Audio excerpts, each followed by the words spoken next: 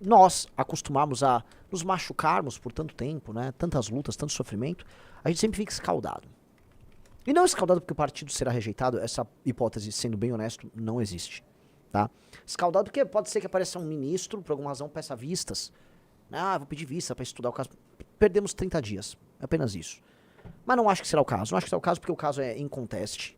E quando eu digo in conteste, ele é formalmente in conteste. Quando você protocola ele para julgamento no TSE, uma das coisas que tem é a abertura de prazo para que pessoas, instituições, venham a fazer objeção. Olha, este partido ele é ridículo, o Renan Santos ele é um escalvo, né? Veja só, eles têm uma onça, onças são feias. Ninguém protocolou absolutamente nada. Veio o parecer do Ministério Público Eleitoral, da Procuradoria-Geral Eleitoral, e o parecer foi nítido, foi um parecer pela aprovação do partido, e apontou dois elementos para alterar no estatuto super tranquilos, que já serão prontamente, vamos dizer, a intenção deles de alteração será prontamente atendida, sem o menor problema para nós aqui, tá? Então vamos tocar isto numa boa. Então, meus amigos, está acontecendo. Falo para vocês com toda tranquilidade, está acontecendo. O mais provável é que o partido seja referendado e já comece a funcionar hoje à noite. Portanto, não hoje à noite, né? Ele tem que ir para o Diário Oficial. Amanhã nós teremos, vamos dizer, de acordo com a maior parte das probabilidades, amanhã nós teremos o partido funcionando, apto a participar de eleições. Vai falar, 26, não sei, eventualmente tem eleições suplementares para municípios, que cai o prefeito, você precisa fazer uma eleição na virada do ano, no começo do ano que vem. Já estaremos aptos a participar, inclusive, dessas eleições. Já estaremos aptos a convidar parlamentares como o senhor Kim, Patroca Kataguiri, a se juntar aos quadros do Partido Missão. Estaremos aptos a tudo, né? A filiar, a fazer nosso trabalho. Então é um dia histórico justamente para todos nós, tá? Um dia histórico, é o culminar de um trabalho monumental, tá? Eu não quero ficar adiantando isso porque discursos tem que ficar, né, assim, veio a vitória hoje, eu vou ficar gastando discursos, mas poxa, foram tantos anos de trabalho. Eu nem me refiro aos anos de trabalho no MBL. Se eu falar que o projeto da missão, ele começa pra valer em 2019, vocês não vão acreditar. Desde o início, só uma coisa, isso está no nosso livro como um grupo de resultados derrubar o presidente. Aliás, eu queria perguntar se vocês têm em estoque aqui o livro nosso, o livro do impeachment, porque, poxa, assim, hoje eu tenho certeza que muitas pessoas vão entrar no Valete Plus, um dia especial, e nada melhor do que as pessoas receberem hoje um livro que conta a nossa história, especialmente a nossa história entre os anos de 2014 até 2000, pra valer até o final do impeachment em 2016, que é o começo de tudo, é o MBL, é a origem mesmo. Hoje, né, se a gente olha isso começa a ficar pequeno, parece os primórdios do movimento. Eu até sugiro pra galera, pro Riso montar uma enquete aqui pra falar, desde quando você acompanha pra valer o MBL?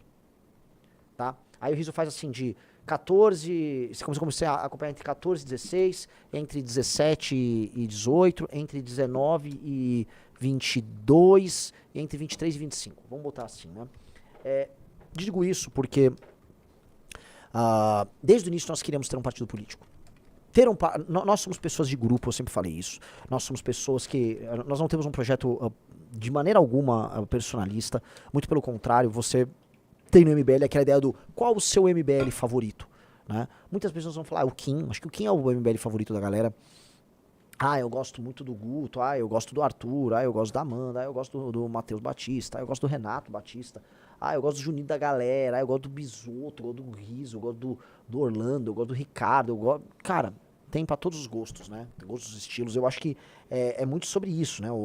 Não é um grupo personalista, ele é um grupo por si só. E, cara, uma das coisas mais difíceis, isso até sobre, vamos dizer, você não precisa ser da política pra entender. Nós criamos a nossa própria cultura corporativa. Pra quem é do meio dos negócios, sabe que uma empresa, uma instituição, uma organização que tem a sua própria cultura interna, isso representa uma força tremenda. E nós criamos a nossa própria cultura interna. Então nós temos a cultura pra fora e a cultura pra dentro. Isso é difícil de obter. Então, desde o início nós queríamos ter um partido político. Em 2015 nós tentamos. Nós fomos os primeiros a negociar junto ao então presidente do PSL, o Luciano Bivar, para que a gente pudesse assumir a legenda e tocar. Foi a época que a gente criou o Livres, caso vocês não saibam. O Livres.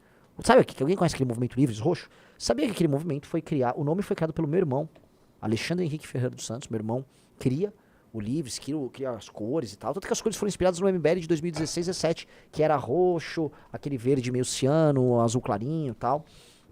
O Livres, ele era o nome que a gente daria ao partido PSL. Não rola, porque a gente já percebeu que a galera ali do topo do partido não era exatamente flor que se cheire, os anos passam, vem a eleição 18, a gente fala, cara, só tem um caminho montando partido. O nome Missão surge em 2019, com um projeto gráfico que nós criamos, e nas primeiras conversas que nós tivemos para montagem do partido, a gente conversou com gente, inclusive, que participou da eleição do Bolsonaro. Sabe um cara? Vou revelar aqui um bastidor. Meu Deus. Gustavo Bebiano. Uma das pessoas que nós conversamos à época para aproximar, para montar um partido, foi o Gustavo Bebiano. Conversamos muito com ele naquele período, mas ele morreu, né? E aí, naquele período, o Bolsonaro estava tentando montar a Aliança pelo Brasil, que era o partido dele, né? E foi né, todo mundo sabe, foi um fiasco, nós ficamos com isso na cabeça, mas nós tínhamos um impeditivo. A gente tinha estudado já à época o fracasso da aliança, tínhamos visto como funcionar e a gente sabia. É um tiro curto, né? É igual falar a Copa do Mundo é um campeonato de tiro curto. Montagem de um partido é um campeonato de tiro curto. Você, né, tem que pegar e fazer, não tem erro, tem que pegar e fazer. E você não pode mudar a fórmula no meio do caminho e você não pode ficar sem dinheiro no meio do caminho. Então eu falei, cara, eu preciso ter dinheiro.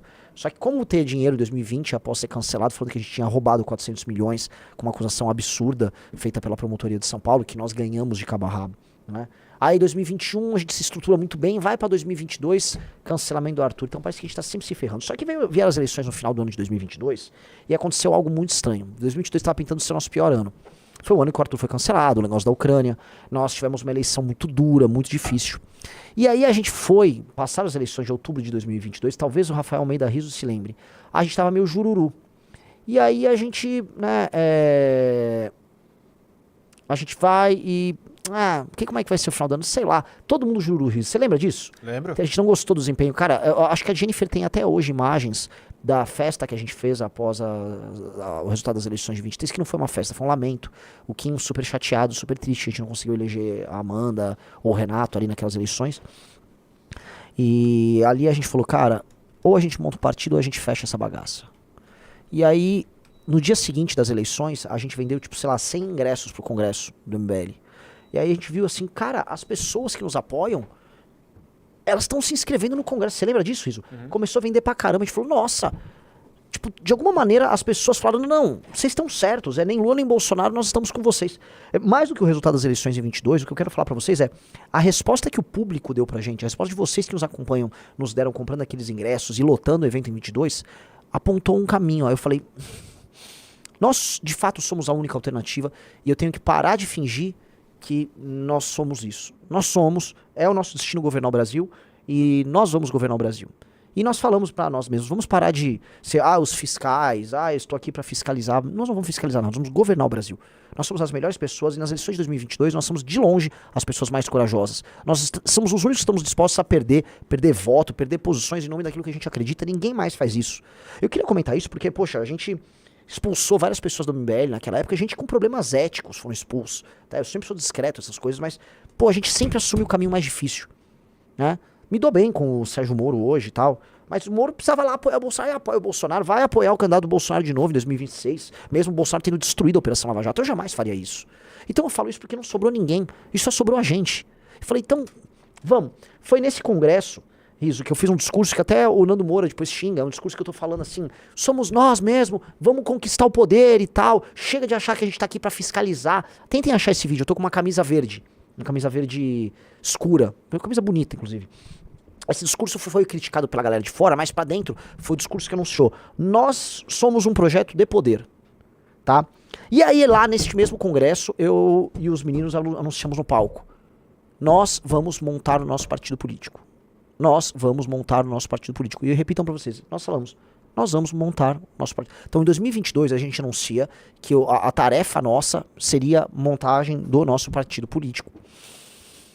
Pois bem, no ano de 2023, a gente vira de 22 para 23, a gente já estava um pouco mais reforçado de caixa. No final de 22 a gente lança o famoso Clube MBL, né? Virou para 23 a gente já tinha a revista Valete.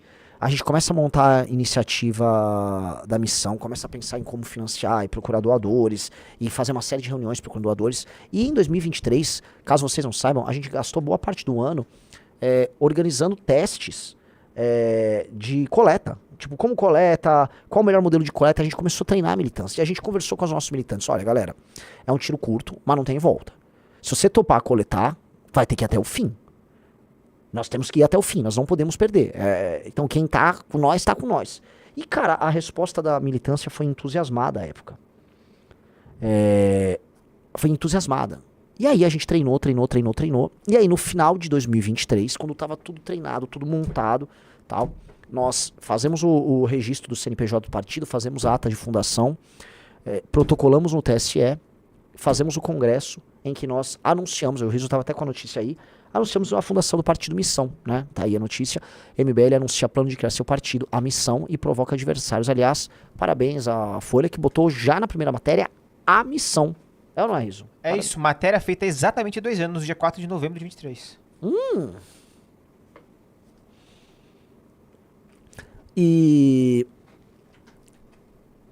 E aí nós, eu conheci a revista Arpia, houve essas discussões de Arpia, Coentro, até hoje eu acho que Coentro seria um baita nome, e vocês entendem, tá, Valete também teve um pouco de desconfiança com o nome Valete.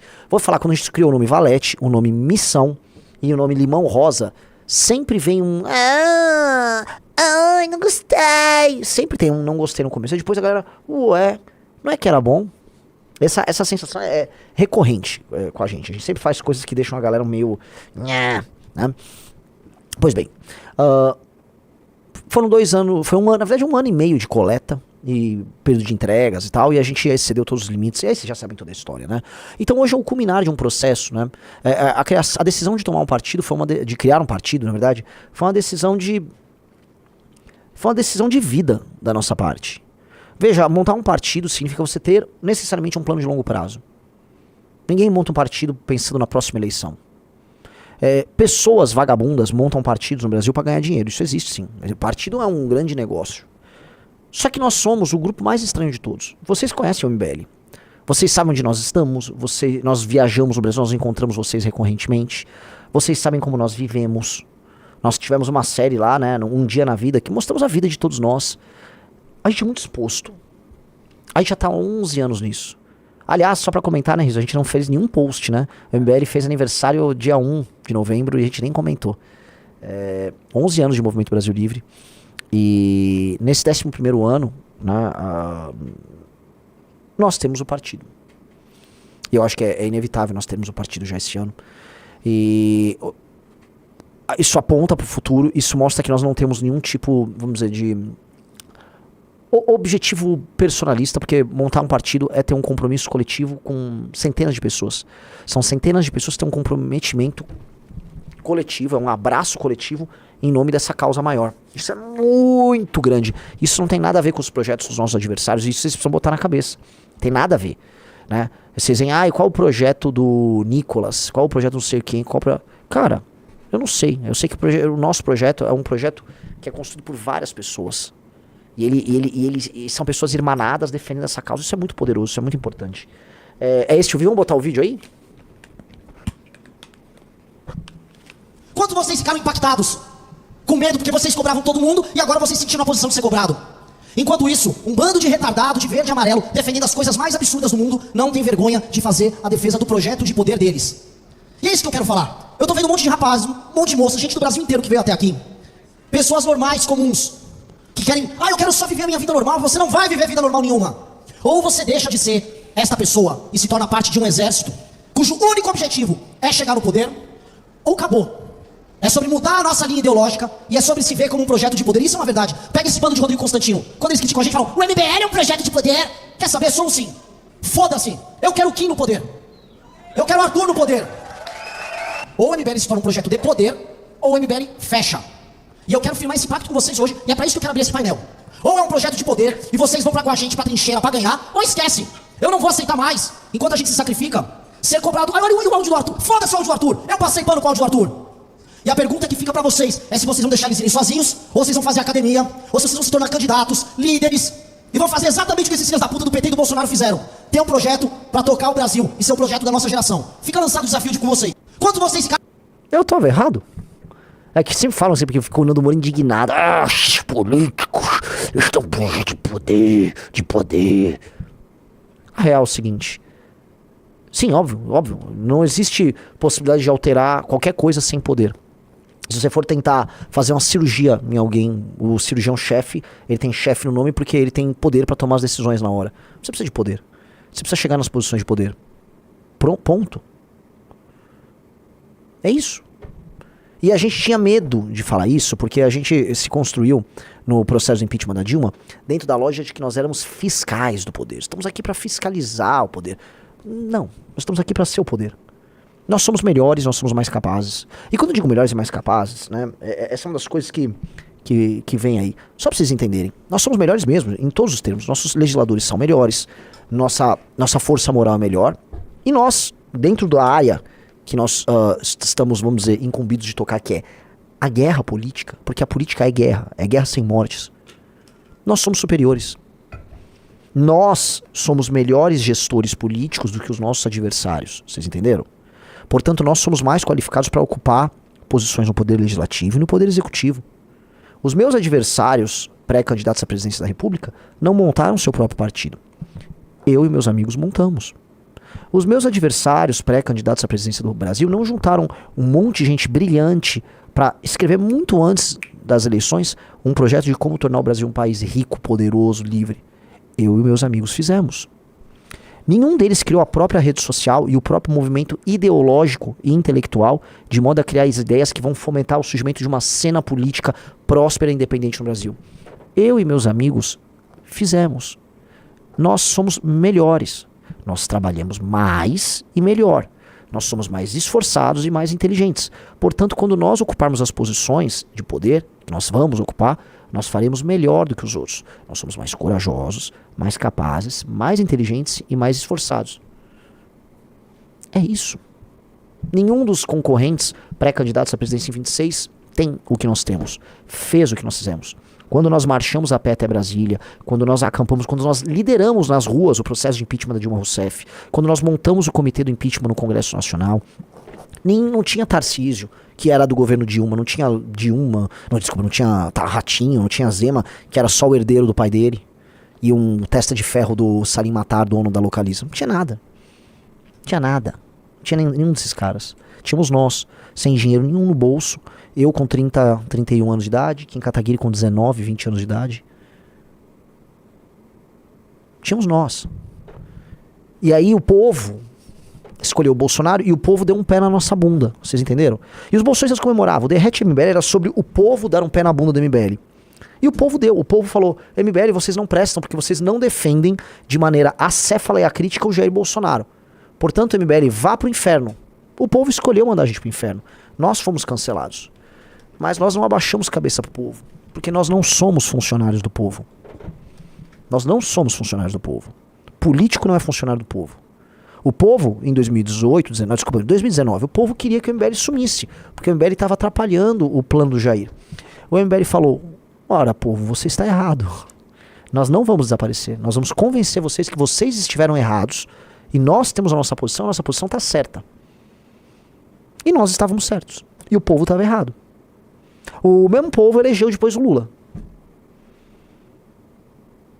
O povo joga tigrinho. Grande parte do povo acha que a operação militar na favela é errado. O povo tem que ser liderado e liberado. Liderado, todos precisam de liderança. E todos precisam de libertação. Quanto mais livre, mais capaz, quanto melhor, mais bem educado, quanto mais cheio de propósito, quanto mais rico um cidadão é, mais capaz de exercer seus direitos e capaz de tomar boas decisões esse povo será. Nós precisamos fazer isso.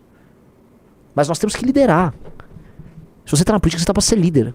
Você não está para ser uma bússola da opinião pública. Existem pessoas que são bússolas da opinião pública. O Cleitinho é uma bússola da opinião pública. O Cleitinho vê o que dá voto, o que dá view, e ele defende. Ele é guiado pelo povo, portanto ele não lidera, ele é liderado pela massa. O Cleitinho, em grande medida, é esse homem massa. O Cleitinho é aquele cara que fica na torcida de futebol, vendo se a torcida xinga o jogador, ou se ela comemora gol, aí ele fica aguardando e... gol, gol, gol! Juiz ladrão! Esse jogador tá ruim, hein? Fora! Esse é o Cleitinho. O Cleitinho não é o técnico do time, que tem que às vezes tirar o jogador famoso de campo pra fazer o time ganhar, ou botar o time pra fazer uma retranca, ou botar o time pra jogar feio, pra dar canelada e não deixar o adversário jogar. Nós somos o técnico. O Cleitinho é o torcedor. Vox Populi não é Vox Dei. Então, a direita, o povo, quis nos derrubar. O povo estava errado. O povo estava errado. E nós estamos dando a volta por cima e mostrando pro povo. O caminho certo é por aqui. O caminho certo é transformar a facção em organização terrorista. O caminho certo É você destruir o crime organizado. O caminho certo é levar o Brasil para uma guerra e não buscar uma pacificação ridícula junto ao crime organizado. O caminho certo não é permitir que o Brasil seja gerido pelo centrão. O caminho certo é impor uma reforma administrativa com indicadores claros e objetivos em termos de gestão pública. O caminho certo é acabar com as desigualdades regionais, mas sem fazer com que os estados do Norte e Nordeste espoliem os estados do Centro-Sul. O caminho certo é levar desenvolvimento e gerar classe média para a região Norte e Nordeste. O caminho certo é fazer com que o Brasil não fique dependendo de exportação de produtos primários. O caminho certo é não permitir que a economia brasileira seja controlada por bancões. O caminho certo é não permitir que esses mesmos bancões se alinhem com ONGs que recebem dinheiro de fundações internacionais e determinem as políticas sociais, econômicas e culturais que se tornam mainstream no Brasil, influenciando o judiciário. O caminho certo é que o judiciário não custe tão caro quanto ele custa no Brasil.